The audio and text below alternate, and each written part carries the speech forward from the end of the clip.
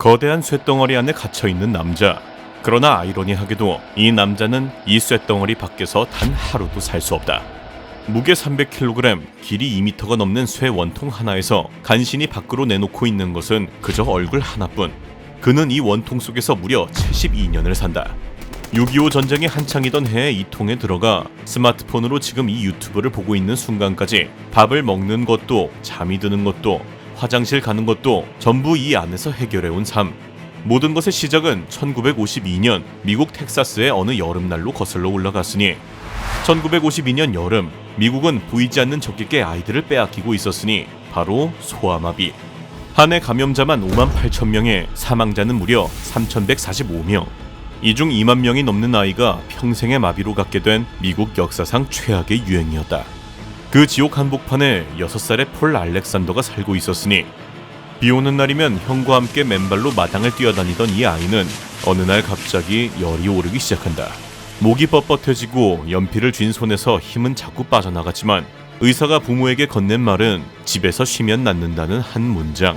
그렇게 의사 말대로 집에서 5일간 푹 쉬자 폴의 몸은 숨조차 쉬지 못하는 상태로 악화된다. 잿빛으로 변해가는 아이를 안고 부모가 달려간 곳은 댈러스의 파크랜드 병원. 그러나 댈러스에서만 수백 명의 아이가 같은 여름에 쓰러지고 있었으니 그곳도 이미 쓰러진 아이들로 빈자리가 없었다. 복도까지 밀려난 침대들 위에 누운 6살 아이는 희미해가는 의식 속 자신이 오늘 안에 죽을 것이라는 이야기를 듣고 있었는데, 그런데 그 순간 기적적으로 그곳을 지나가던 의사 한 명이 폴을 데리고 수술실로 들어간다. 그리고 그대로 목에 구멍을 뚫는 응급기관절개를 시행. 절개한 기도로 공기가 밀려 들어가자 멎어있던 작은 가슴이 다시 오르내리기 시작했으니 그 의사가 몇 분만 늦게 지나갔어도 폴은 그날 밤 사망자 중 하나로 남았을 것이다. 사흘 뒤 폴이 눈을 뜬 곳은 거대한 쇠통 속. 고개를 돌리면 보이는 것은 똑같은 통에 갇힌 수십 명의 아이들이었으니 시야 끝까지 쇠통이 줄지어 늘어서 있었고 그 안은 전부 아이들로 차 있었다. 간호사들은 끝없는 원통 사이를 쉬지 않고 뛰어다녔으니 수술은 목숨을 구했지만 그 대가로 목소리를 가져갔다.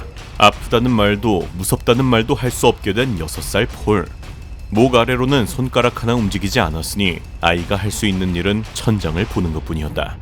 밤이 되면 병동은 아이들 울음소리로 가득 찼고 다음날 아침이면 옆통에서 울던 아이가 조용해져 있었으니 매일 그렇게 아이들은 하나둘 세상을 떠나게 된다. 하지만 그 병동에서 폴은 18개월을 기적적으로 버텨냈으니 7살 생일도 2번의 크리스마스도 모두 그 안에서 버텨낸 뒤 살아서 병동을 나온 몇 안 되는 아이가 된다. 그렇게 마침내 집으로 돌아간 폴. 그러나 문제는 자신의 2발로 간 것이 아닌 이 철폐와 함께 태어난 것이었으니 이미 그는 철폐 밖에서는 여전히 단 1분도 살 수 없는 몸이 되어버린 후였다. 1953년 댈러스의 한 주택가. 폴의 집 앞에 트럭 한 대가 선다. 퇴원이라기보다 이송에 가까운 귀가. 부모는 300kg짜리 철폐를 통째로 싣고 혹시 모를 정전에 대비해 발전기까지 빌려왔으니 그날부터 집 거실은 병실이 된다. 창밖에서는 또래들이 뛰어노는 소리가 들려왔지만 거실 안에서는 쉬지 않고 도는 철폐의 펌프 소리가 들려오게 되었으니 이 철폐의 원리는 잔인할 만큼 단순했는데 통 속 공기를 빨아낸 뒤 다시 밀어 넣으며 스스로 부풀지 못하는 폐를 기계가 대신 부풀려주는 것. 기계가 당기면 숨이 들어오고 기계가 멈추면 숨도 멈춘다. 말을 할 때도 기계가 공기를 밀어주는 그 몇 초에 맞춰 단어를 끊어 뱉어야 했으니 기계의 생명이 곧 아이의 생명이었다. 정전이라도 발생해 철폐가 꺼지는 순간 아이도 사라져버리기에 폭풍 예보가 나오는 날이면 가족들은 그날 밤 잠을 포기했고 가족 전원이 철폐 옆에 붙어 전기가 돌아올 때까지 아이의 폐와 연결된 철폐를 수동으로 밀고 당기며 정전을 버텨낸다. 하지만 1955년 폴이 쓰러진 지 3년이 지나자 세상은 완전히 뒤집히게 되었으니 바로 소아마비 백신 개발. 주사 한 방에 아이들은 다시 운동장으로 돌아갔으니 단 3년 일찍 태어난 죄로 또래들이 자전거 타는 법을 배우는 동안 폴은 철폐 안에서 홀로 숨쉬는 법을 배우고 있게 된다. 1954년 폴에게 한 사람이 찾아오게 되었으니 바로 소아마비 재단에서 보낸 물리치료사 설리번. 일주일에 2번 쇠통 옆에 앉은 그녀가 그에게 가르친 것은 개구리 호흡이라 불리는 호흡법이었으니 마비된 가슴 대신 혀와 목 근육으로 공기를 한 모금씩 꿀꺽 삼켜서 폐에 밀어넣는 방법으로 철폐 기계의 도움 없이 스스로 숨을 쉬는 방법을 연습하는 것이었다. 말이 쉽지 숨 한 번 쉬기 위해서는 온몸의 신경을 쥐어짜야 하는 사투였으니 보통 사람은 1분에 15번쯤 아무 생각 없이 숨을 쉬지만 폴은 그 15번을 전부 의식해서 하나하나 삼켜야 했던 것. 고통스러워하는 폴에게 설리번이 내건 것은 약속 하나. 3분간 개구리 호흡으로 숨을 쉬면 강아지를 사준다는 것이었다. 6살에 갇힌 아이가 처음으로 통밖의 세상을 욕심내기 시작한 순간이었으니 그날부터 폴은 매일 공기를 삼키는 연습을 시작. 10초, 30초, 1분, 그렇게 1년 뒤 마침내 3분. 그리고 그렇게 얻은 3분은 어느덧 30분이 되고 몇 시간까지 이어졌으니 마침내 철폐기계 밖에서 생존할 수 있는 순간이었다.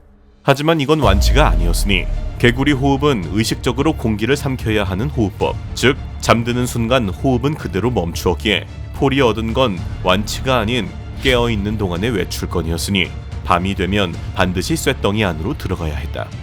그렇게 얻은 외출권으로 공부를 시작한 폴. 수업은 전화를 통해 거실에 쇠통까지 배달됐고 폴은 누운 채 목소리만으로 학교를 다니게 된다. 손을 쓸 수 없으니 필기 대신 교과서 한 권을 통째로 암기, 시험 답안도 입으로 불러 받아 적게 했다. 그렇게 21살, 폴은 마침내 고등학교를 전교 2등으로 졸업하게 되었으니 교실에 한 번 앉아보지 못한 학생이 졸업장을 받은 댈러스 첫 사례였다. 하지만 이 남자가 정말로 원한 건 겨우 졸업장 한 장이 아니었으니 1960년대 후반 텍사스의 대학들은 폴의 지원서를 번번이 거절한다. 전신마비 학생은 받을 수 없다는 것. 폴은 포기하는 대신 매일 편지를 쓰고 전화를 걸었으니 그렇게 2년을 매달린 끝에 기어이 입학 허가를 받아냈고 대학교 기숙사에 300kg짜리 쇳덩이를 통째로 들여놓게 된다.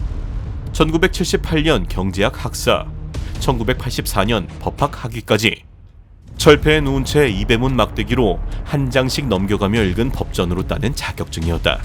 낮에는 개구리 호흡으로 숨을 삼켜가며 양복을 입고 법정에서는 변호사로서, 밤에는 철폐로 돌아와 하루치 숨을 보충하는 남자로, 그렇게 그는 30년 가까이 댈러스의 법정을 지킨다. 하지만 이런 그에게도 결국 그가 극복할 수 없는 시련이 찾아오고 말았으니 2015년 댈러스의 좁은 자택, 세상에서 철폐가 사라지고 있었다. 백신 이후 공장은 문을 닫았고 부품 생산이 끊긴 지도 수십 년, 고장나면 갈아 끼울 부품이 지구상에 없는 기계. 그리고 그해 폴의 철폐에서 공기가 새기 시작한다. 밀폐가 무너지면 압력이 사라지고 압력이 사라지면 숨이 멈춘다. 수리공을 찾아 전국에 연락을 돌렸지만 철폐를 고칠 줄 아는 사람은 이미 세상에 남아있지 않았으니 죽어가는 기계 속에서 69의 남자가 마지막으로 붙잡은 건 유튜브였다. 전신마비 노인이 통 속에서 올린 구조 요청 영상은 전 세계로 퍼져나갔고 마침내 며칠 뒤 낡은 기계를 만질 줄 아는 한 엔지니어가 그의 집문을 두드렸으니 철폐는 다시 숨을 쉬기 시작했다. 결국 2023년 기네스는 폴을 세계에서 가장 오래 철폐 안에서 살아남은 사람으로 공식 인정하며 그는 지구에 남은 마지막 철폐 인간이 되었고, 그렇게 78까지 산 폴은 그 다음 해인 2024년 3월 11일 그는 코로나로 조용히 눈을 감게 된다. 6살에 들어간 통에서 78이 되어서야 비로소 나온 것이었으니 72년 동안 그가 증명한 것은 삶은 폐가 아니라 의지로 쉬는 숨이라는 것이었다.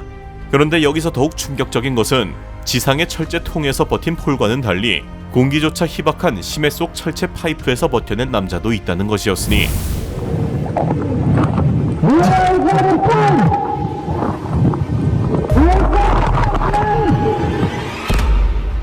카리브해의 작은 섬나라 트리니다드 토바고, 베네수엘라 바로 옆에 위치한 이 나라의 서쪽 해안 포인트 아피에라에는 카리브해 최대 규모의 정유소가 자리잡고 있었다. 이 정유소에는 바다 밑으로 길게 뻗어나간 하나의 송유관이 있었으니 길이 366m에 지름 76cm, 수심 18m 해저에 가라앉아 있는 해저 파이프라인. 1970년대에 설치된 이 오래된 파이프는 곳곳에서 기름이 새기 시작했고 파이프를 소유한 국영석유회사 파리아는 보수 작업을 의뢰하게 된다. 계약을 따는 회사는 LMCS라는 해양 전문 작업업체로 이 회사의 대표 카짐 알리 시니어는 자신의 아들 카지말리 주니어를 포함한 5명의 베테랑 다이버를 현장에 투입시킨다. 이 5명의 남자들은 수천 번 바닷속에 들어갔다 나온 프로 중의 프로였기에 이번 보수 작업 역시 성공적으로 진행되었고, 그렇게 6개월간 진행된 보수 작업에 마지막 날만을 남겨두고 있었다. 그러나 마지막 날인 2022년 2월 25일 결국 일이 터지고 말았으니, 이 송유관은 원래 원유가 흐르던 파이프라인이었다. 보수 작업을 위해 3주 전인 2월 4일 내부의 원유를 모두 빼낸 상태였는데, 문제는 바로 여기서 시작되었던 것. 원유를 빼내면서 파이프 내부에 진공에 가까운 저압 상태가 만들어졌고, 반면 다이버들이 작업하는 잠수 작업실은 약 1.5배 높은 고압이 유지되고 있었던 것. 즉, 고압의 작업실과 저압의 파이프 사이에 거대한 압력 차이가 잠들어 있었던 것이다. 이것을 전문 용어로 델타 P라고 부르는데, 쉽게 설명하면 욕조에 물을 가득 채운 뒤 배수구 마개를 뽑으면 물이 빨려 내려가듯 고압 쪽에서 저압 쪽으로 공기가 빨려 들어가는 현상을 말한다. 그리고 파이프 입구에는 이 두 공간을 분리하는 고무 플러그 마개가 단단히 박혀 있었는데, 이 마개만 건드리지 않으면 압력 차이는 영원히 잠들어 있을 터였다. 그러나 다이버들은 이 위험에 대해 교육받은 적이 없었고, 당일 아침 안전회의에서도 델타 P는 단 한 번도 언급되지 않았다. 그렇게 오후 2시 45분 5명 중 1명이 그 플러그의 공기를 빼기 시작하였고, 그렇게 플러그 마개를 뽑는 순간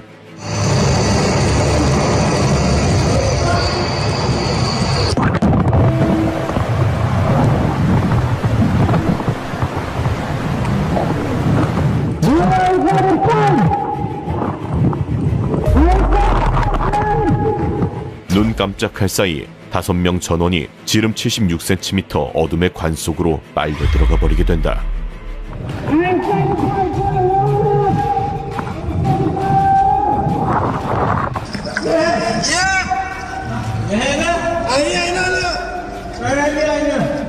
다섯 명의 다이버는 파이프 입구에서 약 216m 떨어진 지점까지 한꺼번에 빨려 들어갔는데, 76cm 파이프 안에서는 몸을 돌리는 것조차 불가능했고, 고개를 드는 것도 팔을 마음대로 뻗는 것도 할 수 없는 그야말로 관 속에 산채로 갇히게 된 셈. 게다가 전원이 심각한 부상을 입은 상태였다.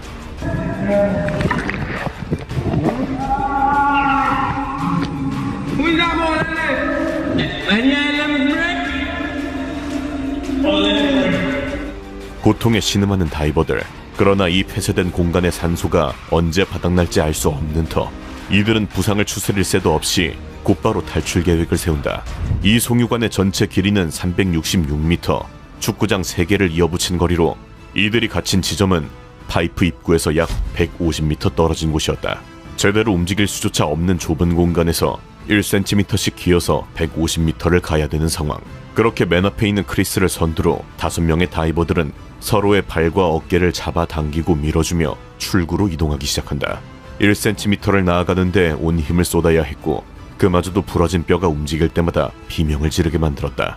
그렇게 사투를 이어가던 중 파이프 바닥에서 뜻밖의 것을 발견하게 되었으니, 바로 호흡기가 달린 산소 탱크 2개, 빨려 들어올 때 함께 밀려온 장비였다. 그러나 이때부터 진짜 문제가 시작되고 말았으니, 부상이 심한 2명이 더 이상 한 발자국도 움직이지 못하는 상태가 된 것. 76cm 파이프 안에서는 사람이 옆으로 비켜 지나가는 것이 물리적으로 불가능했기에 앞에서 2명이 멈추면 그 뒤에 모든 사람이 갇히게 된다. 게다가 앞쪽에는 더욱 최악의 상황이 펼쳐져 있었으니, 바로 앞쪽 구간이 완전히 물에 잠겨 있다는 것. 즉, 탱크 2개로 5명이 수중 구간을 동시에 돌파하는 건 불가능했다. 이 순간 이들에게는 2가지 선택지가 주어진다. 다 함께 남아서 구조를 기다리거나, 맨 앞에서 움직일 수 있는 크리스가 산소 탱크를 가지고 밖으로 나가 구조를 요청하거나. 결국 그들은 만장일치로 크리스에게 구조 요청을 맡기게 되었고, 그렇게 산소 탱크를 건네받은 크리스는 앞도 보이지 않는 어둠의 물속을 계속해서 나아간다. 그러나 곧 다시 한번 최악의 상황이 이어졌으니, 바로 탱크의 산소가 완전히 바닥난 것이다. 호흡기에서 더 이상 공기가 나오지 않았고, 폐가 수축하며 패닉이 밀려왔다. 이대로 끝인가 싶던 찰나, 앞으로 밀고 있던 빈 탱크가 무언가에 부딪혔다. 손으로 더듬어 보니 그것은 또 다른 산소 탱크. 이 파이프 안에는 빨려 들어올 때 함께 밀려온 탱크들이 곳곳에 흩어져 있다는 것이다. 그렇게 하나의 탱크가 바닥나면 다음 탱크를 찾아 사용하며 1cm 1cm 앞으로 나아갔고, 10분이 지난 건지 1시간이 지난 건지 알 수 없는 수시간이 흐른 시간. 크리스토퍼의 손에 무언가 다른 감촉이 닿기 시작했으니 바로 파이프가 수직으로 꺾이는 구간에 도달한 것이다. 그러나 여기서 끝이 아니었으니 수직관 안에는 바닷물이 차 있었고 위로 올라가려 해도 미끄러운 벽면에 손이 걸리질 않는다. 다리는 쓸 수 없고 한쪽 팔은 부러져 있고 물속에서 허우적거리던 그때 수직관 안에 체인 하나가 매달려 있는 것을 발견. 크리스토퍼는 부러진 팔로 그 체인을 움켜잡았고 입는 힘을 다해 매달린 채 파이프 벽을 미친 듯이 두드리기 시작한다. 그로부터 1시간 뒤 오후 4시 45분 구조 다이버 2명이 수직관 안으로 내려갔을 때 체인에 매달려 있는 크리스토퍼를 발견하게 된다. 끌어올려진 크리스토퍼는 온몸이 검은 기름에 뒤덮인 상태였고 수면 위로 올라오자마자 미친 듯이 소리 지르기 시작한다. 안에 4명이 더 살아있어요. 지금 당장 구하러 가야 돼요. 크리스토퍼의 증언을 들은 현장 구조팀은 즉시 구조작전을 준비하기 시작한다. 다이버들의 위치도 대략 파악했고 장비도 준비할 수 있었는데, 그러나 국영 석유회사 파리아 본사의 대답은 구조 금지, 또 다른 델타 P가 발생할 수 있다는 이유였다. 다이버들이 살아있다는 보고를 받고도 구조하는 것을 전면 금지시킨 것이다. 먼저 무인 탐사 장비로 파이프 내부를 점검한 후에 판단하겠다고 했는데 그 장비가 도착하기까지 얼마나 걸릴지는 아무도 몰랐다. 그 사이에도 파이프 속 다이버들의 몸에는 고압 질소가 계속해서 녹아들고 있었고 회사는 그 시간이 흘러가는 동안 아무것도 하지 않았다. 오후 7시 상업용 다이빙 장비와 91m 길이의 호스를 갖춘 전문 구조선 2척이 현장에 도착했다. 장비도 왔고 전문 인력도 왔고 구조 계획도 세워졌는데 파리아는 이마저도 차단해버렸으니 심지어 무장한 경비원까지 현장에 배치해 구조를 시도하려는 사람들을 물리적으로 저지하기 시작한다. 크리스토퍼는 자신이라도 다시 파이프 안으로 들어가겠다고 했지만 그마저도 제지당하고 만다. 그렇게 구조를 기다리던 4명의 다이버들의 생명은 서서히 꺼져갔다. Because everything inside me open and rescue.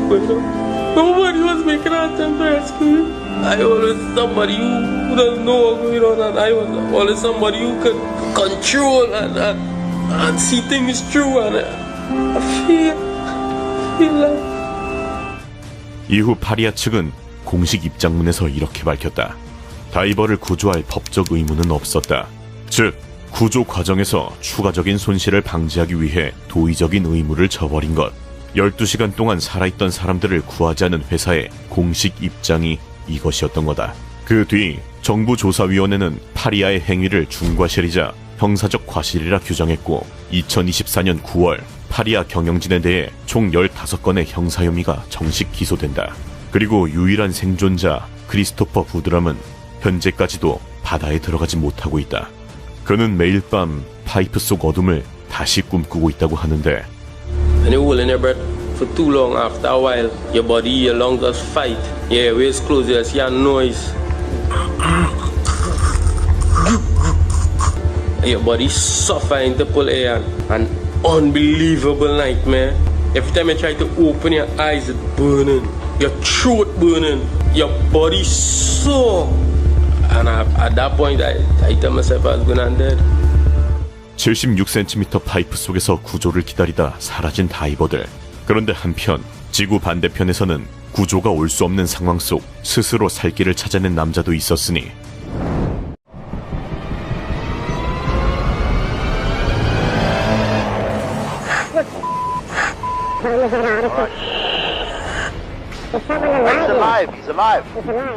물속에서 갑자기 튀어나오는 사람의 손, 그리고 그 손의 주인이 모습을 드러낸다.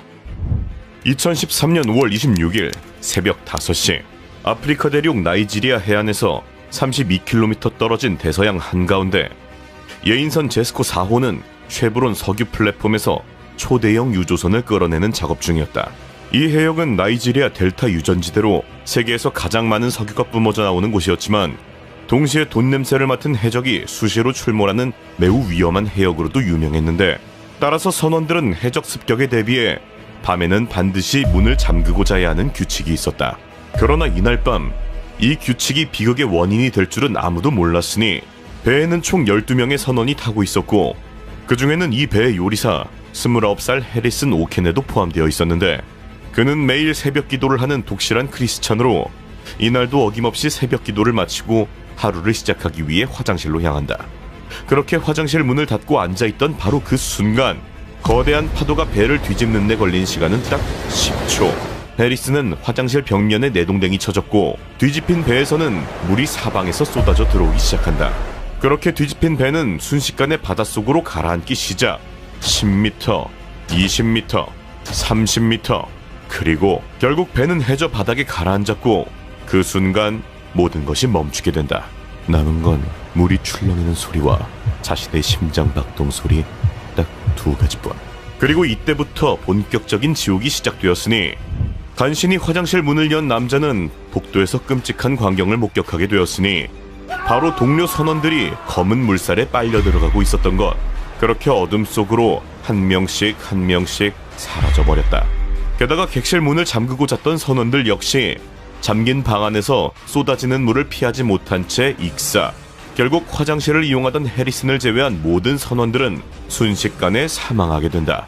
반면 홀로 남아 장교 선실에 간신히 도달한 해리슨은 이곳에서 기적을 마주하게 되었으니 배가 뒤집히면서 원래 바닥이었던 곳이 천장이 되었고 그 위쪽에 약 1.2m 높이의 좁은 공간에 공기가 그대로 갇혀 에어포켓이 생성되게 된 것.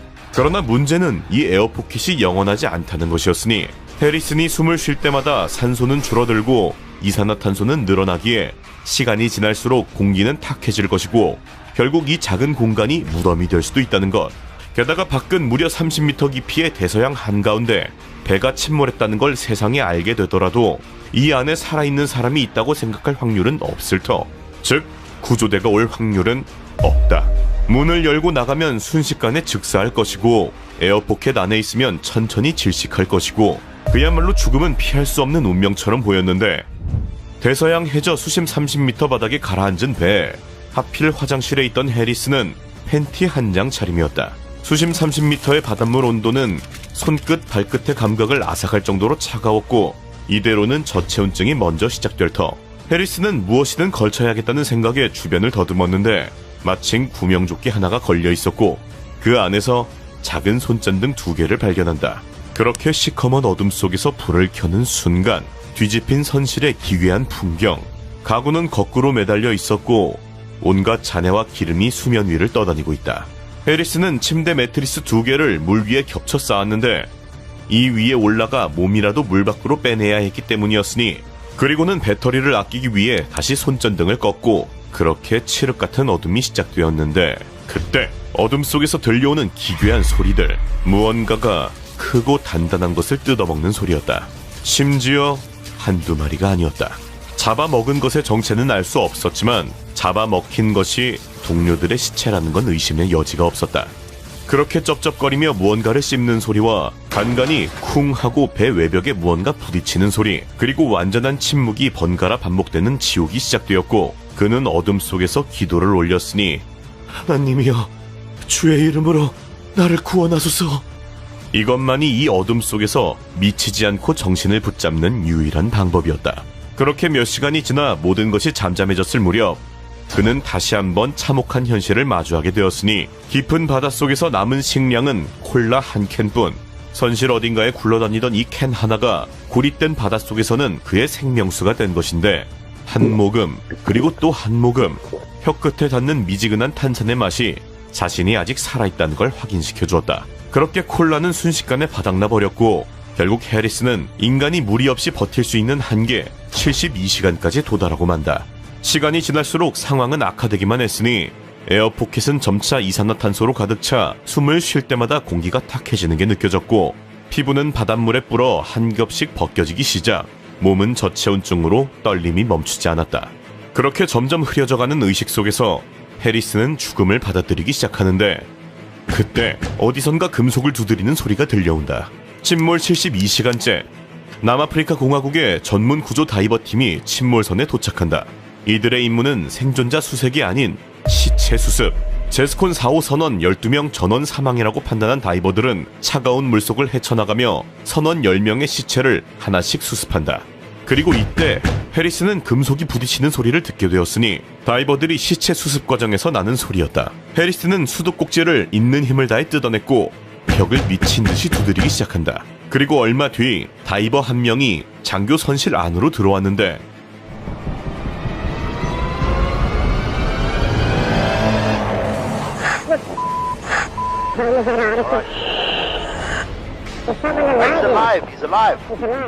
갑자기 나타난 손. 그렇게 말도 안 되는 상황 속에서 기적의 기적이 일어나게 된다. 그런데 여기서 진짜 문제는 72시간 동안 수심 30m에 있었던 해리슨의 몸속에는 치명적인 양의 질소가 녹아들어 있었다. 만약 이 상태로 바로 수면 위로 끌어올리면 혈관 속 질소가 거품처럼 팽창하면서 감압병이 발생해 그 자리에서 사망하게 되는 것인데, 즉 구조됐는데 올라갈 수 없는 상황이 된 것이다. 다이버들은 해리슨에게 다이빙 헬멧을 씌웠고 뜨거운 물을 흘려 얼어붙은 몸에 체온을 끌어올린 뒤 다이빙 벨에 태워서 이동시킨다. 그 후 감압 챔버 안에서 기압을 서서히 낮추는 기압 적응을 하며 다시 3일을 더 버티게 된다. 침몰선에서 72시간, 감압 챔버에서 72시간, 합쳐서 총 6일 만에 해리슨 오켄에는 드디어 태양 아래에 서게 된다. 의료진이 전신을 검사했는데 결과는 체온 정상, 혈압 정상, 심장 정상, 모든 수치가 완벽하게 정상이었다. 그러나 해리슨의 신체와 달리 정신은 완전히 무너져버린 상태.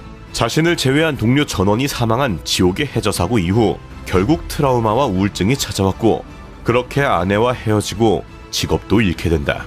해리슨의 인생도 침몰한 배처럼 가라앉고 만 것인데, 하지만 해리슨이 포기하지 않고 태양을 다시 마주했던 그날처럼 해리슨은 인생을 그대로 포기하지 않았고, 그렇게 2년 뒤인 2015년 전문 잠수부 자격증을 취득하게 된다. 자격증을 건넨 사람은 바로 수심 30m 침몰선에서 자신의 손을 잡았던 그 다이버였고, 현재 해리슨은 해저 석유 시설을 설치하고 수리하는 전문 다이버로 일하며 매일 수심 수십 미터의 바닷속으로 들어간다.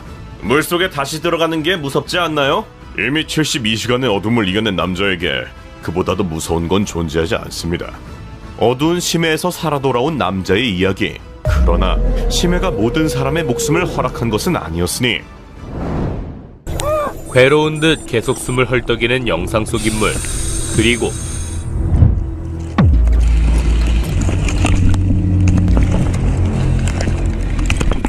괴생명체의 공격과 함께 영상은 끊어진다.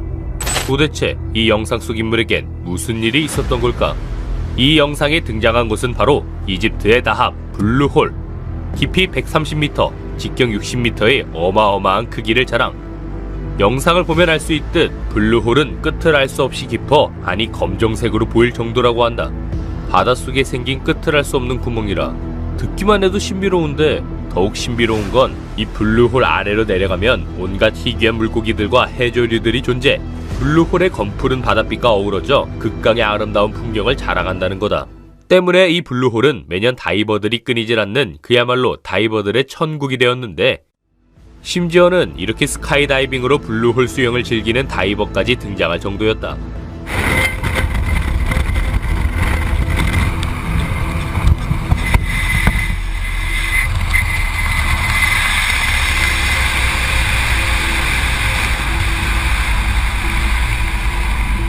보기만 해도 시원하고 아찔해 보이는데, 22살의 젊은 다이버였던 유리 립스키도 이 소문을 들었고 2000년 4월 직접 블루홀 탐사에 나서기로 한다.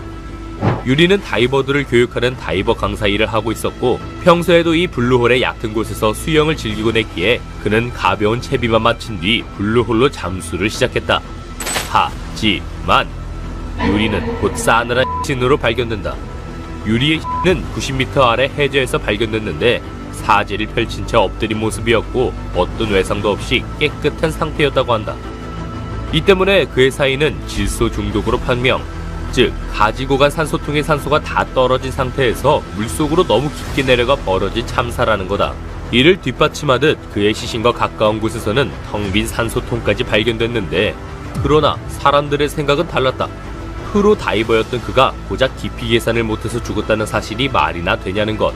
게다가 그가 가져갔던 산소통 속엔 고작 40m를 잠수할 용량의 산소만 담겨 있었고, 이 말은 애초에 그가 그렇게까지 깊게 잠수할 생각이 없었다는 것 아니겠냐는 것.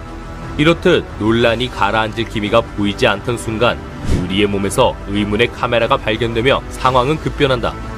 카메라에는 유리가 죽기 직전까지의 8분 동안의 상황이 고스란히 녹화되어 있었는데, 자, 지금부터는 유리가 죽기까지 모든 과정이 찍힌 동영상이다. 평화롭게 다이빙 준비 중인 유리. 그러다 마음이 급했는지 함께 수영 중인 다이버보다 빠르게 아래로 내려가기 시작한다. 그런데 이 소리 들었나? 선명하게 들린 헬프라는 소리. 유리는 계속해서 숨을 몰아쉬며 빠른 속도로 가라앉는다. 그리고 결국 심해 밑바닥까지 온 유리. 그는 계속해서 고통에 찬 신음소리를 뱉었고 결국 산소통까지 벗어던진다.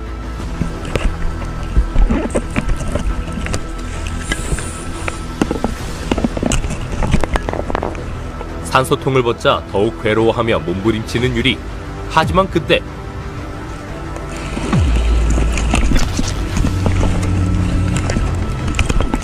방금 봤나? 심해까지 가라앉은 유리를 향해 빠르게 다가오는 이상한 생명체. 언뜻 날카로운 이빨을 가진 물고기처럼 보이기도 한데 이 물고기가 나타난 후 유리는 고통에 몸부림치다 이내 영상이 끊어진다. 영상이 시작된 지 겨우 6분 정도밖에 지나지 않은 시점이었다. 이거 전문가들 의견대로 단순 지식사고라기엔 여러모로 이상한 점이 많아 보이는데 이 미스터리한 영상에 사람들은 저마다 의문을 제기, 유리는 물이 한 곳으로 빨려 들어가는 하강 조류 때문에 사고를 당한 거다. 아니다. 분명 해저에서 유리를 끌어당긴 의문의 힘이 있었을 거다 등 유리의 죽음을 둘러싼 미스터리한 추리들을 쏟아냈다. 하지만 여기서 잠깐, 방금 이 영상 이상한 점이 두 가지 있던 거 기억나나? 첫 번째는 영상 초반에 유리가 외친 헬프라는 구조 신호. 몇몇 전문가들은 이 소리가 다이버들이 입에 무는 호흡기인 레귤레이터를 잠시 빼다가 난 소리거나 유리가 해저로 내려가며 주변 지형을 건드려서 난 소리라고 주장했는데 또 다른 전문가들의 의견은 달랐다. 물속 먼지가 올라가는 속도로 볼 때 유리는 매우 빠른 속도로 내려가고 있는 것 같은데 이 속도가 절대 사람이 낼 수 있는 속도가 아니라는 거다. 그러니 저 헬프 소리는 무언가에 의해 아래로 끌려가던 유리가 도움 요청의 사인을 보낸 게 맞다고 주장했다. 그리고 두 번째, 영상 마지막에 나타난 괴생명체의 정체. 이건 사실 아직까지도 사람들 사이에서 논란인 부분인데 어떤 사람들은 이 생명체에게서 날카로운 이빨과 꼬리를 발견하는가 하면 몇몇 사람은 그냥 심해에 있는 아무 해초가 흔들린 거다 라고 주장했다. 글쎄, 여러분은 어떻게 생각하나? 이 화면 속 녀석 정말 유리를 죽인 살벌한 괴물일까? 유리가 죽기 전 촬영한 이 영상은 무려 23년 전의 것이지만 유리가 정말 사고로 죽은 건지 아니면 해저 괴물에 의해 죽음을 맞이한 건지 진실은 아직도 밝혀지지 않고 있다. 그의 죽음 자체도 소름이지만 나는 그 죽음이 고스란히 영상으로 남았다는 게 정말 충격적이고 소름 돋는다. 하지만 여기서 소름 돋는 사실 하나 더. 실제 노르웨이의 한 바닷속에서는 유리보다 더욱 충격적이고 잔인하게 죽음을 맞은 다이버가 있었다.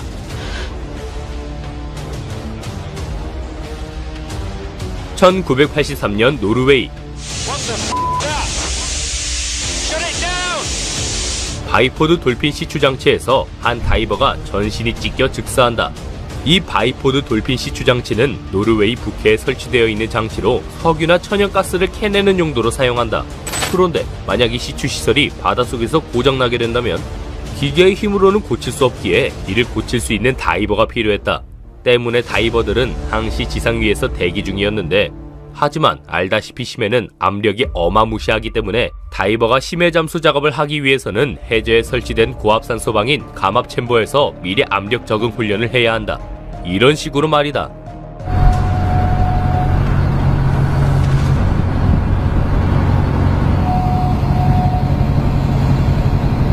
영상에서도 보이듯 감압 챔버는 사람이 맨몸으로 들어가는 데다 고압력에 밀폐된 방이기 때문에 상당히 위험 때문에 잠수부들의 압력 훈련을 돕는 다이브 텐더라는 직업이 따로 있을 정도인데 문제는 여기서 시작됐다.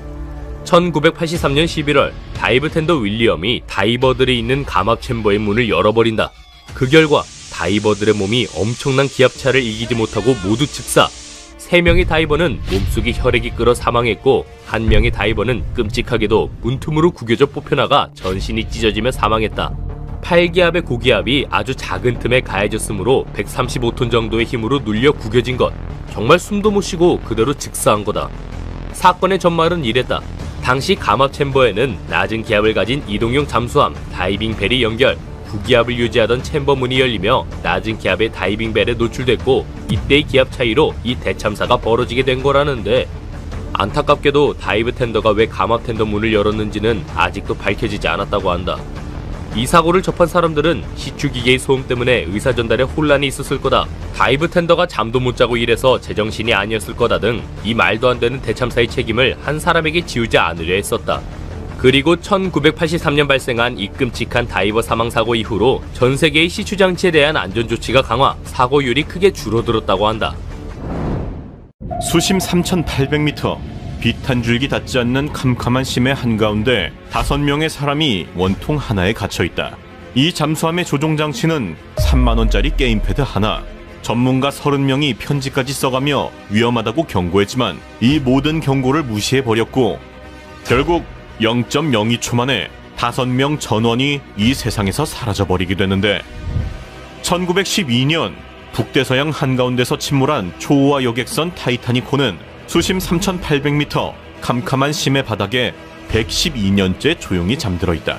그런데 누구도 쉽게 다가갈 수 없는 이 깊은 심해의 타이타닉을 돈만 내면 직접 눈으로 보여주겠다는 회사가 등장하였으니 그 회사는 바로 미국의 해저 탐사 업체 오션게이트. 이 회사의 CEO는 스스로를 무모한 발명가라 칭하는 안전보다 혁신이 먼저라는 철학을 가진 사람으로 직접 설계한 잠수정 타이탄으로 심해 관광 사업을 시작하겠다고 선언한다. 가격은 무려 1인당 25만 달러, 하나로 약 3억 4천만 원. 그런데 이 비싼 돈 내고 타는 잠수정의 내부를 들여다보면 계기판이 없다. 창문 역시 지름 38cm짜리 작은 유리창 하나가 전부. 화장실도 없는 좁은 원통 안에서 5명이 무릎을 맞대고 앉아 2시간 30분을 내려가야 하는 구조. 그런데 여기서 가장 주목해야 할 것은 바로 선체의 재질이었으니 보통 심해 잠수정은 티타늄이나 강철처럼 압축에 강한 금속으로 만드는 것이 상식인데 비용을 줄이기 위해 탄소 섬유를 선택한 것. 탄소 섬유는 가볍고 싸지만 반복적으로 엄청난 압력을 받으면 미세한 수분이 침투하고 층 사이가 벌어지는 치명적인 약점이 있었던 것인데, 즉 잠수할 때마다 눈에 보이지 않는 균열이 조금씩 진행되는 일종의 시한폭탄이었던 것. 그러나 이건 시작에 불과했으니 2022년 여름 CBS 뉴스와의 인터뷰에서 CEO가 잠수정의 조종 장치를 공개했는데 그가 꺼내든 것은 바로 로지텍 F710 무선 게임패드. 2005년에 출시된 구형 모델로 아마존에서 $30, 한화 약 38,000원에 팔리고 있는 바로 그 물건이었다. 게임할 때 쓰는 그 게임패드를 수심 4,000m 잠수정의 유일한 조종 장치로 사용하고 있는 말도 안 되는 상황인데 run the whole thing with this game controller. 옆에 앉은 기자마저 웃음이 터져버렸는데 인터뷰 내내 게임패드를 이리저리 휙휙 던지며 장난감처럼 다뤘다. 물론 게임패드를 군사장비에 쓰는 건 드문 일이 아니긴 하다. 미 해군도 잠수함 잠망경 조작에 게임 컨트롤러를 사용하고 있으니. 그런데 결정적인 차이가 있었다. 해군의 경우 게임패드는 보조장치일 뿐 고장시 대체 조작법이 항상 준비되어 있고 무인 장비 조작에만 사용하는 것이 대부분인데 이 타이탄 잠수함은 사람이 타고 있는 잠수정의 이동부터 방향 전환까지 모든 조작을 이 무선 게임패드 단 하나에 맡긴 것. 게다가 이 모델은 블루투스 연결이 종종 끊기는 문제로 유명한 제품이었는데 수심 4,000m, 사방이 깜깜한 심해에서 만약 연결이 끊겨버린다면 잠수정은 그 순간부터 통제 불능이 되는 것. 하지만 대비책이라는 게 여분의 게임패드를 하나 더 실었습니다. 여분의 게임패드가 하나 더 있으니 괜찮다는 거였다. 그렇게 게임패드 2개에 5명의 목숨을 맡긴 채 잠수가 시작되려는데 2018년 해양기술학회 유인잠수정위원회에서 한 통의 편지가 날아온다. 잠수정 분야 최고 전문가 30명이 만장일치로 서명한 이 편지의 내용은 타이탄의 개발 방식이 너무 실험적이며 승객을 태우기엔 위험하다는 것, 반드시 제3기관의 안전 인증을 거쳐야 한다는 강력한 경고였는데 그러나 CEO는 안전 인증을 받을 생각조차 없었다. 실제로 타이탄은 세계에서 어떤 해양 안전기관의 인증도 받지 않은 유일한 유인 잠수정이었는데 게다가 같은 해 내부에서 선체가 안전하지 않다며 문제를 제기한 해양 운영 책임자를 곧바로 해고해버린다. 그렇게 안전에 반대 의견을 낼 사람 자체를 없앤 채 결국 그해 여름 2023년 6월 16일 캐나다 세인트 존스 항구 타이탄 잠수정을 실은 모선 폴라 프린스호가 출항한다. 그런데 이번 시즌 탐사는 시작부터 불길했다. 그해 뉴펀들랜드는 40년 만에 최악의 겨울을 맞았고 이번 시즌 이미 4번의 잠수를 시도했지만 악천후와 장비 고장으로 단 한 번도 타이타닉 근처에 도달하지 못했던 것인데, 그리고 이 혼란 속에서 5번째 잠수가 시작되었으니 잠수정에 탑승한 사람은 총 5명. 조종사 겸 CEO 스톡턴 러시 61세, 영국의 억만장자 탐험가 해미시 하딩 58세, 타이타닉 잔해를 30년간 연구한 전설적인 프랑스 잠수부 폴 앙리 나르졸레 77세, 파키스탄 대기업 부회장 샤자다 다우드 48세. 이 다우드의 소원을 들어주기 위해 마지못해 탑승한 겨우 19살 대학생 아들 슐레만 다우드. 그는 공포를 느끼면서도 아버지가 너무 가고 싶어 했기에 차마 거절하지 못했던 것인데, 그렇게 6월 19일 오전 8시 모선에서 분리된 타이탄은 수심 3,800m를 향해 하강을 시작하는데, 하강 속도 분당 약 30m, 예상 소요 시간은 약 2시간 30분. 잠수함의 연락 수단은 음성 통화가 아닌 문자 메시지. 원래는 음성 통신이 기본이었으나 비용 절감을 위해 문자 기반으로 바꿔버린 것인데, 그것도 15초에 한 번씩만 보낼 수 있는 초라한 통신 시스템이었다. 즉, 위급 상황이 발생해도 긴급하게 도움을 요청할 수가 없다는 뜻. 그렇게 잠수 시작 후 1시간 45분, 모선과의 문자 교신이 갑자기 끊기더니, 그리고 그것이 타이탄 잠수정의 마지막 교신이 되어버린다. 같은 날 오전 11시 4분, 미 해군의 수중 음향 탐지 시스템이 뇌파와 일치하는 음향 신호를 포착하는데, 그러나 오션게이트는 어떤 정보기관에도 잠수 계획을 알리지 않았기 때문에 이 신호가 무엇인지 아무도 몰랐고, 잠수정이 예정 시간에 떠오르지 않자 그제서야 당국의 심고가 접수. 미국 해안경비대, 캐나다 해군, 프랑스 해군, 영국까지 수십 대의 항공기와 선박이 대서양에 투입된다. 잠수정에 실린 산소는 96시간. 매 시간이 지날수록 산소 잔량이 줄어들고 기적의 가능성도 함께 줄어들기에 전 세계 수억 명이 이 잠수정의 생존 여부를 숨죽여 지켜보게 된다. 좁디 좁은 원통형 내부, 창문 하나, 게임패드 하나, 태블릿 하나. 이것이 수심 3,800m에서 5명의 목숨을 지키는 전부였다. 그렇게 시간은 흘러 6월 22일, 원격 조종 로봇이 타이타닉 뱃머리에서 약 500m 떨어진 해저에서 마침내 잠수정을 발견하는데, 결과는 5명 전원 사망, 수심 3,800m의 수압 약 380기압, 즉 손바닥 크기의 약 390kg의 무게가 사방에서 동시에 누르는 것으로 잠수정은 딱 0.02초 만에 부서졌다. 인간이 위험을 인지하는 데 걸리는 시간은 약 0.15초. 파괴는 그보다 7배 이상 빠르게 일어났으니 무슨 일이 일어났는지 느끼기도 전에 모든 것이 끝나버린 것. 고통을 느낄 시간조차 없었다는 것이 그나마 유일한 위안이라면 위안이었다. 3억 4천만 원이라는 돈을 내고도 안전 인증조차 없는 잠수정에 타야 했던 사람들. 사고 직후 오션 게이트는 모든 탐사를 중단, 사실상 문을 닫게 되었고 60년간 단 한 명의 사망자도 없었던 유인 심해 탐사 역사에 최초이자 최악의 탐사로 기록되게 된다. 바깥의 압력에 찌그러져 죽은 사고, 타이탄 잠수정. 그런데 이것과 정반대로 바깥이 아닌 몸 안의 압력이 폭발하여 온몸이 찢겨 죽은 다이버도 존재하였으니 1983년 11월 5일 새벽 4시 노르웨이 북해 한가운데 바이포드 돌핀이라는 거대한 시추장치 위에서 4명의 잠수부와 2명의 보조요원이 일하고 있었다. 이들의 직업은 포화 잠수부, 심해에서 석유 시추 장비를 수리하는 세상에서 가장 위험한 직업 중 하나로 수심 90m 아래 캄캄한 바닷속에서 하루에 몇 시간씩 작업을 하는 사람들이었다. 월급은 한 달에 무려 4천만 원 이상이지만 대신 한 번 들어가면 28일 동안 좁디 좁은 감압실 안에서 먹고 자고 생활해야 했는데, 헬륨과 산소를 섞은 특수기체를 호흡하기 때문에 목소리가 도널드 덕처럼 변해버리는 것은 기본이었고, 좁은 원통 안에서 동료와 무릎을 맞대고 며칠씩 갇혀 지내야 하는 극한의 환경이었다. 그런데 이런 심해에서 작업하려면 반드시 거쳐야 하는 과정이 있었으니 바로 몸 안의 압력을 바다 밑 수준까지 올려야 하는 것. 이 사람들의 몸속 기압은 9기압, 일반 대기압의 무려 9배로 지금 우리가 숨쉬고 있는 이 공기의 9배에 해당하는 압력이 온몸의 혈관 속에 가득 들어차 있는 상태인데, 내려올 때도 며칠에 걸쳐 천천히 몸속 기압을 올리고 해수면으로 올라갈 때는 몇 시간에 걸쳐 아주 천천히 내려야 하는 극도로 민감한 과정인데, 만약 이 과정에서 뭔가 잘못되면 피가 끓는다.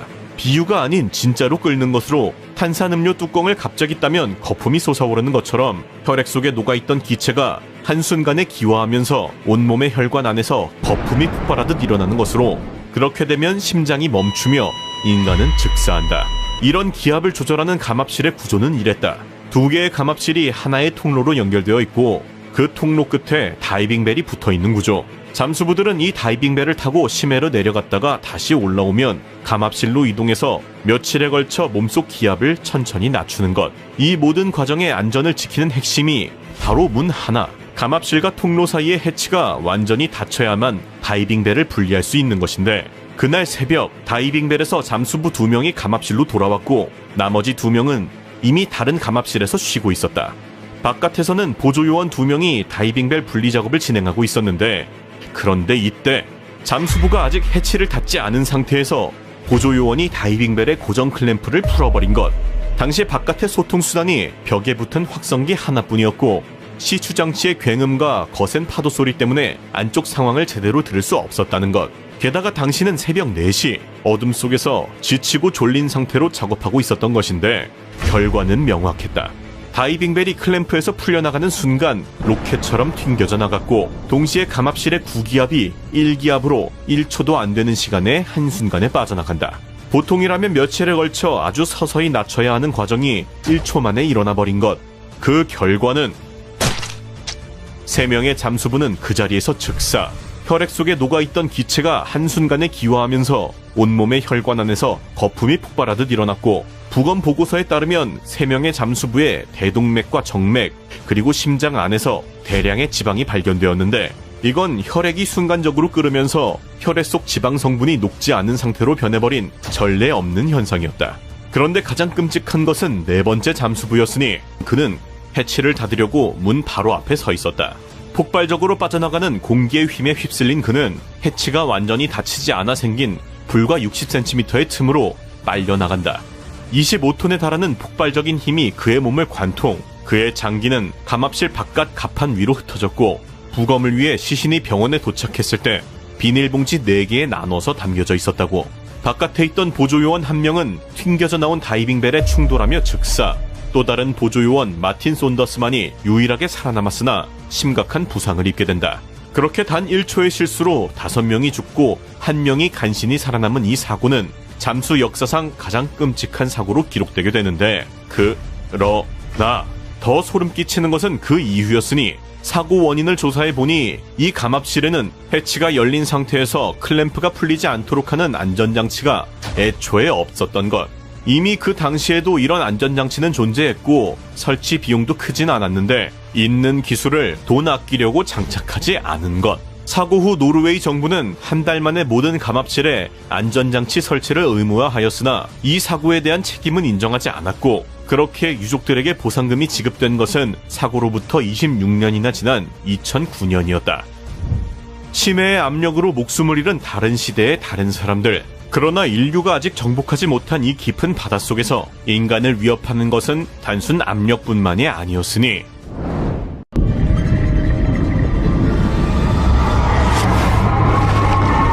심해. 현재까지 인간이 발견한 해양 생물종은 약 24만 종. 그러나 인간이 탐사한 바다는 겨우 전체의 10%일 뿐, 실제 진짜 바다에는 그보다 10배 많은 약 200만 종 이상이 존재할 것으로 추정하고 있는데, 특히 작년부터 심해 탐사 역사상 가장 충격적인 발견들이 한꺼번에 쏟아져 나왔으니 100년 동안 단 한 번도 촬영된 적 없던 괴물이 카메라에 잡히는가 하면 서울만한 빙산 아래에서 수백 년 동안 숨겨져 있던 생태계가 통째로 드러나기까지. 지금 전 세계 심해에서 도대체 무슨 일이 벌어지고 있는 걸까? 2025년 3월 9일 사우스 샌드위치 제도 남대서양 수심 600m ROV 카메라에 투명한 생명체 하나가 잡힌다. 유리처럼 투명한 몸에 몸길이 약 30cm, 촉수를 자세히 보면 팔 한가운데에 날카로운 갈고리가 줄줄이 박혀 있는데, 이 녀석의 정체는 콜로설 스퀴드. 다 자라면 몸길이 7m, 무게 500kg 이상 되는 지구상 가장 무거운 무척 추동물인데, 그저 조금 특이해 보이는 녀석에 이렇게까지 전 세계가 난리난 이유는 바로 녀석의 살아있는 모습을 본 사람이 지금껏 단 한 명도 없기 때문. 녀석의 존재가 처음 세상에 알려지게 된 것은 약 100년 전인 1925년으로 향유골의 뱃속에서 녀석의 촉수 2개가 발견된 것을 시작으로 죽어서 해변에 떠밀려온 것, 이미 잡아먹혀 골의 뱃속에서 나온 것 등 모두 죽어서 발견된 것이 전부. 따라서 과학자들은 살아 움직이는 자연 그대로의 모습을 역사상 최초로 보게 된 것인데, 녀석이 100년 동안 한 번도 촬영되지 않은 이유는 바로 녀석의 거대한 눈 때문으로 연구 장비의 빛과 소리를 감지할 수 있어 지금까지 카메라가 접근하면 도망쳐버린 것이라고. 녀석은 아직 30cm짜리 새끼에 불과하지만 다자란 성체의 크기는 소방차 한 대로, 심지어 촉수에는 회전하는 갈고리가 달려 있어 한 번 잡히면 절대 빠져나올 수 없다고. 그런데 사실 이보다 더 충격적인 새로운 발견은 2000년 2월 캘리포니아 몬터레이만 수심 2600m 수중 로봇 카메라에 기괴한 생명체 하나가 잡히게 된다.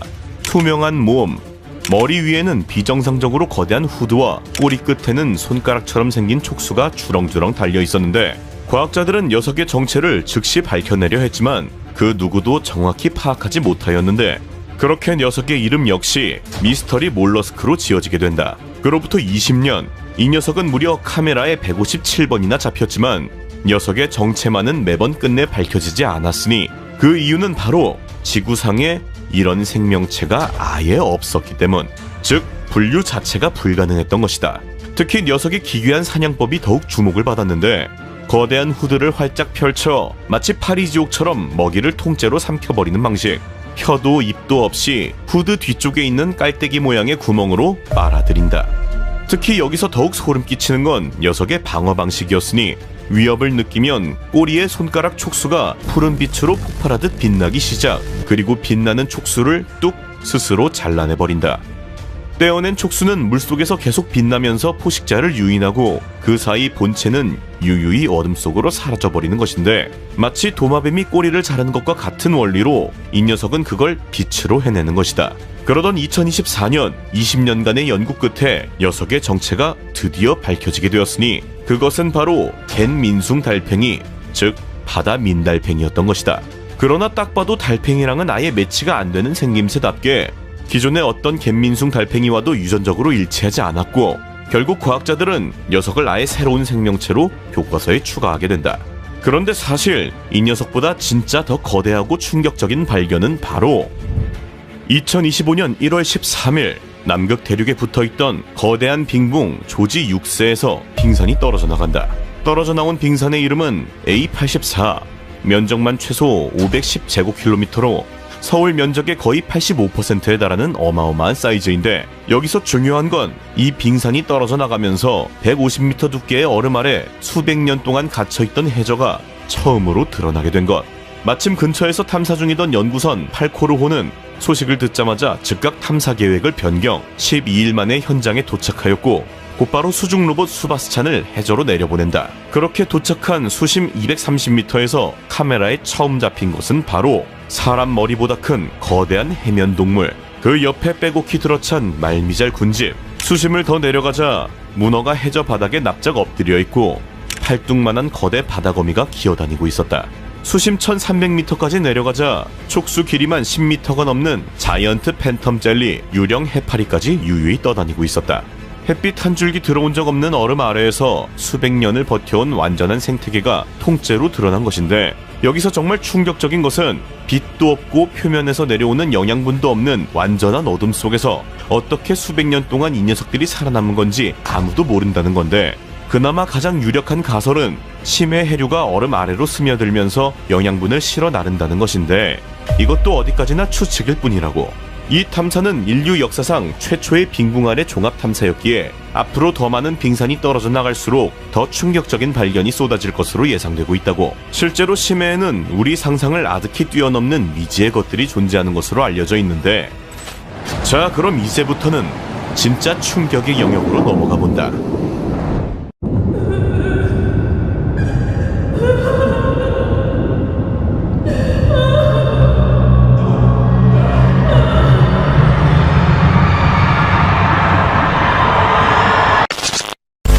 Scientists discover a new species lurking in the depths of the Southern Ocean. 지금 전 세계 바다에서 이상한 생명체들이 발견되고 있다. 한국을 제외한 전 세계의 언론들은 대대적으로 이를 보도하고 있는 상황인데, 100% 실제 상황, 지금 도대체 무슨 일이 일어나고 있는 걸까? 고래보다 큰 몸집, 흡사, 인간의 얼굴과 비슷한 믿을 수 없는 비주얼로 등장한 정체불명의 심해 괴생물체.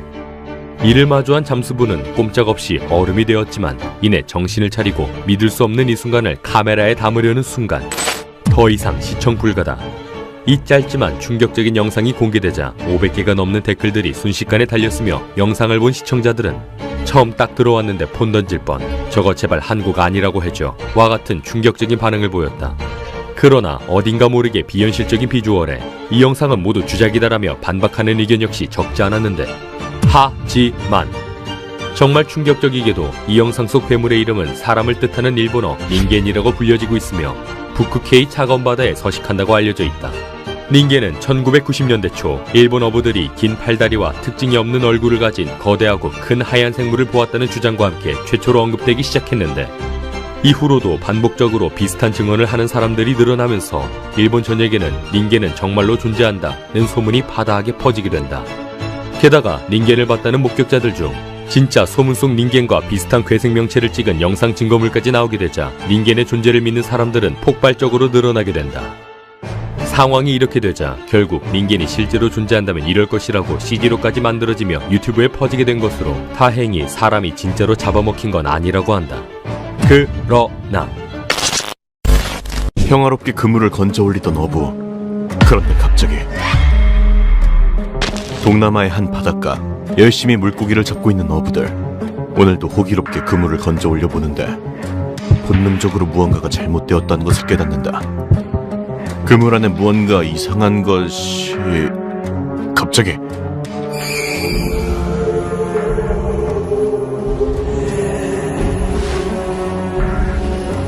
깜짝 놀란 어부는 그대로 그물을 놓치게 되지만 오히려 놓쳐서 살았다. 이 영상이 공개되자 이 괴생명체의 정체에 대해 엄청난 논란이 일어났는데 그중 가장 큰 논란은 이게 CG라는 것. 하지만 이 정도의 CG는 생각보다 구현하는 게 쉽지 않아서 고작 주작 영상 하나 만들자고 이 정도 CG를 태울 리 없다는 것으로 종결. 오히려 미확인 생명체가 싸게 먹힌다는 쪽으로 힘이 실리게 된다. 그런데 더욱 놀라운 건 노르웨이 인근 해안. 2차 세계대전 때 침몰한 남파선을 탐사하던 잠수부들은 기괴한 형태의 생명체를 마주한다. 압도적인 크기에 속이 훤히 들여다보이는 투명한 구체. 누구든 이것을 마주한다면 본능적으로 절대로 가까이 가면 안 된다고 느낄 것이다. 그러나 간신히 용기를 낸 잠수부들이 알 속으로 손전등을 비춰보자 올챙이처럼 무수히 많은 작은 점들이 떠다니고 있는 모습. 정말 만약에 이 점들이 이상한 생명체의 새끼라면 생각보다 굉장히 심각할 수 있는 상황. 긴급 조사 결과 알 속 점들의 정체는 바로 일렉스 오징어. 결국 저 수많은 점들이 전부 일렉스 오징어의 새끼라는 소리. 게다가 투명막 속 노란색 덩어리는 먹물이라고. 일반적으로 몸집이 작은 편인 일렉스 오징어가 이렇게 거대한 알을 낳은 것은 이번이 처음이며 최근 세계 곳곳에서 이런 기괴한 알들이 발견되고 있다는 제보가 속출하고 있는 상황. 이 소식이 공개되자 빛 비추지 마라 기영된다부터 드디어 지구 멸망의 징조가 시작되었다는 댓글까지 정말 다양한 반응이 쏟아졌는데 2022년 6월 주작조차 불가능한 생명체들이 발견되기 시작한다. 정체를 알 수 없는 투명한 한 생명체. 한 쌍의 검은 눈과 장기 한두 개를 제외하면 너무나도 투명한 몸뚱아리. 어떻게 살아있는지조차 의문인 수준인데 영상이 공개되자 이 생명체의 정체에 대해 뜨거운 논란이 시작. 외계인 아니냐는 쌉소리도 있었지만 한 해양 전문가에 따르면 자연계에서도 투명한 생명체들이 종종 있다고. 다만 문제는 최근 이 투명한 생명체들의 출현 빈도가 계속해서 높아지고 있다는 건데, 특히 바닷속에서는 불빛 없이 이 녀석들을 볼 수조차 없기 때문에 실제로는 도대체 얼마나 많은 수가 존재할지 짐작조차 어려운 두려운 상황이라는데, 하지만 진짜 두려운 건 끝이 보이지 않는 어두운 심해. 빛조차 닿지 않는 이곳에 누군가 범상치 않은 포스로 유유히 헤엄을 치고 있다. 그의 정체는 바로 프릴상어. 아주 무자비한 비주얼을 자랑하는 이 녀석들은 무려 9,500만 년 동안 지구상에 생존하고 있는 그야말로 살아있는 화석들이다. 심지어 공룡이 멸종하는데도 이 녀석들은 살아남을 수 있었던 이유는 바로 이 충격적인 외모 덕분이라고 하는데, 수심 1500m 안팎의 심해 어둠 속에서 살아가는 이 녀석은 보다시피 눈에 초점도 없고 항상 입을 벌리고 유영을 하고 살아가는데 그 모습이 흡사 유령처럼 보이기도 한다. 심해 속은 산소량이 극히 드물기 때문에 최소의 움직임으로 에너지 효율을 높이는 게 생존에 유리한데, 이 때문에 다른 상어들이 이빨로 사냥감을 물어뜯은 뒤 씹어 삼키는 것과 달리 주름 상어들은 턱, 머리, 목을 한 번에 쭉 늘려 이렇게 먹잇감을 통째로 삼켜버린다. 그리고 마치 아나콘다처럼 소화액으로 천천히 녹여 영양분을 섭취하는데, 무려 자신의 몸 길이 절반 정도 되는 먹이를 한 번에 삼켜도 소화가 가능하고, 천천히 소화시키기 때문에 오랫동안 먹지 않아도 굶어 죽을 일도 없다. 특히 주름상어의 이 충격적인 모양, 이빨의 수는 무려 300개. 특이하게 안쪽으로 갈고리 모양으로 위치했기 때문에 입만 벌렸다 하면 먹잇감이 저절로 걸려든다. 사실상 살아있는 그물 그 자체. 덕분에 이들은 심해 속에서도 적은 에너지로 최고의 효율을 자랑한다. 하지만 이런 독특한 신체 구조 때문에 턱을 완전히 닫을 수는 없어 항상 입을 벌리고 살아야 하다 보니 덕분에 얼굴은 점점 더 무자비하게 변해갔던 것. 미안하지만 생존을 위해 외모를 포기한 셈이라 할 수 있다. 뭐 어쨌든 진화론적인 관점에서는 살아남으면 장땡이니 너가 진정한 승자다.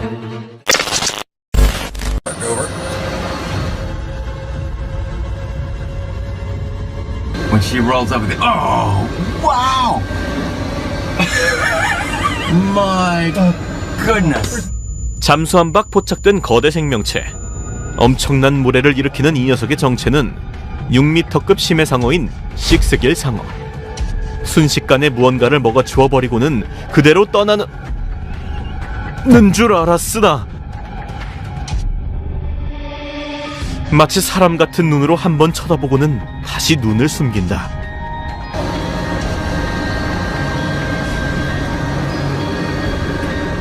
한눈에 보기에도 압도적인 크기. 그런데 부디 무사하길 바란다. 평범한 고드름같이 생긴 이 녀석, 그냥 고드름이 계속 자라나는 건가 싶었는데 이상하게 물속까지 계속 길어지더니 이 손가락이 땅에 닿는 순간, 손가락이 닿은 곳에 그대로 죽음을 선사하는 이 녀석의 정체는 바로 브리니클. 일명 죽음의 손가락이라고 불리는 이 녀석은 주로 극지방에서 발생하는 재앙이다. 빙하에서 발생하여 해저까지 이어지는 바다 고드름으로 고밀도 염소를 뜻하는 브라인과 고드름의 합성어인데, 보통 바다에 있는 빙하의 특성상 빙하 아래쪽은 염분 농도가 매우 높은 편이고, 염분 농도가 매우 높은 바닷물은 어는 점이 훨씬 낮아져 액체인데도 불구하고 영하 60도에 가까운 관행각 상태가 된다. 그리고 이렇게 빙하 근처에서 시작된 차가운 소금물은 점점 아래로 가라앉게 되고 결국 주변 바닷물까지 모두 얼려버리는 것, 즉 그것에 닿는 모든 것에 파란색 죽음을 가져다 주는 것이다.